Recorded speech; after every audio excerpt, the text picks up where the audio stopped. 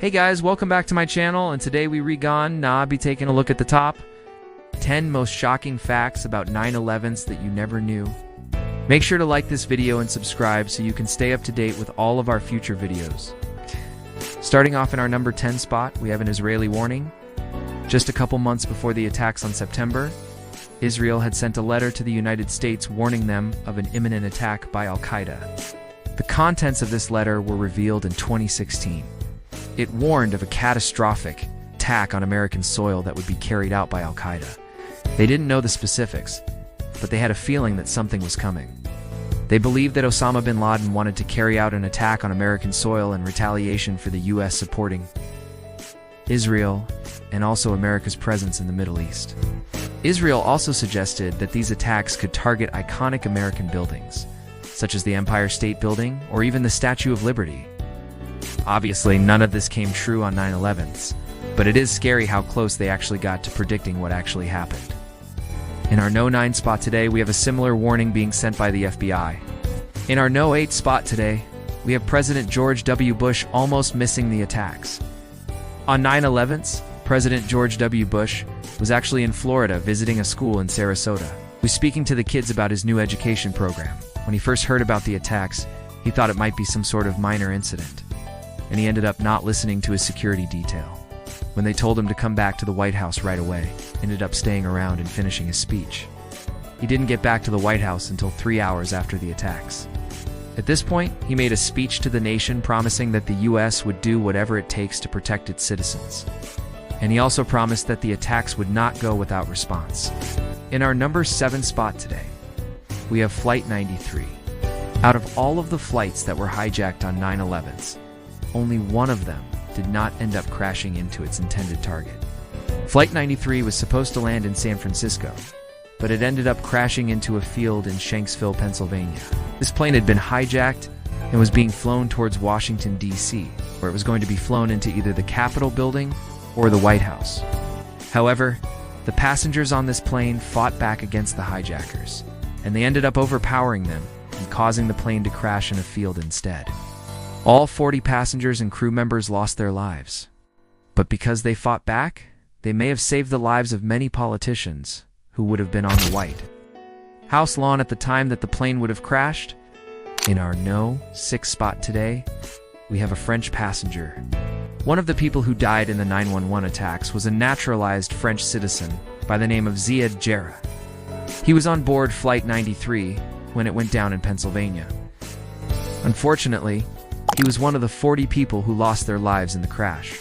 In our No 5 spot today, we have United Airlines Flight 175. This flight had 65 people on board when it took off from Boston and headed towards Los Angeles, but unfortunately, it ended up crashing into the South Tower of the World Trade Center.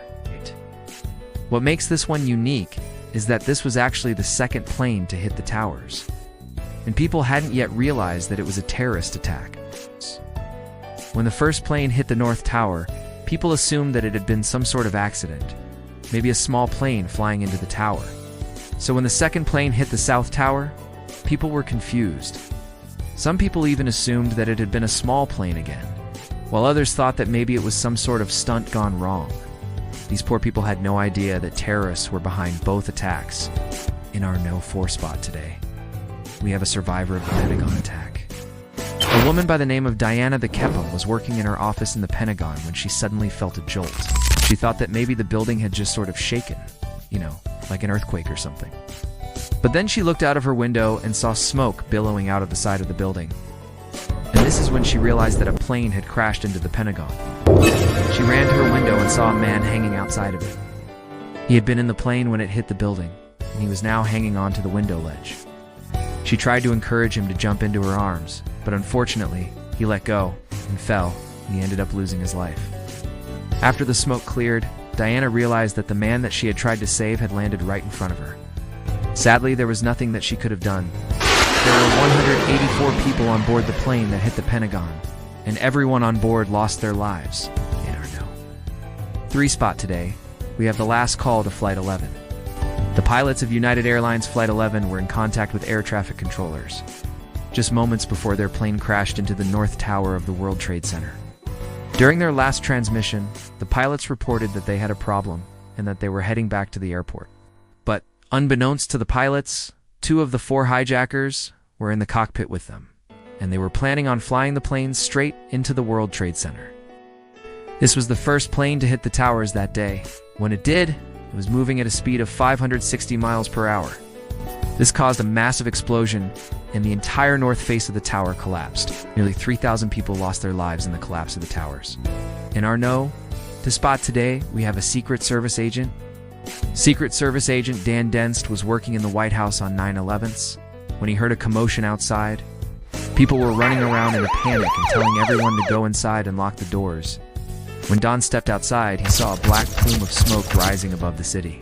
He had no idea what was happening, but he knew that he needed to get to the president right away.